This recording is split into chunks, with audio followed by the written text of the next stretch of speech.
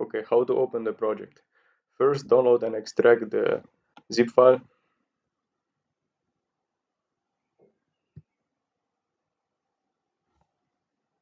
Then open Eclipse.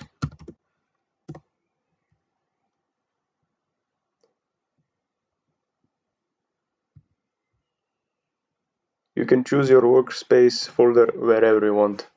Just don't make workspace folder the same as your project folder.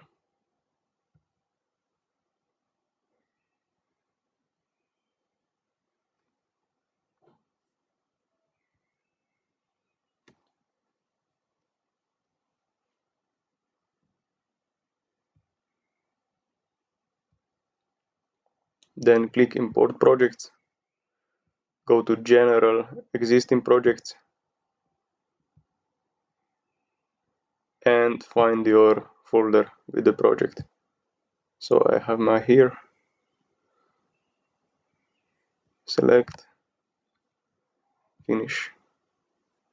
Okay, so now we have here our project with all our programs.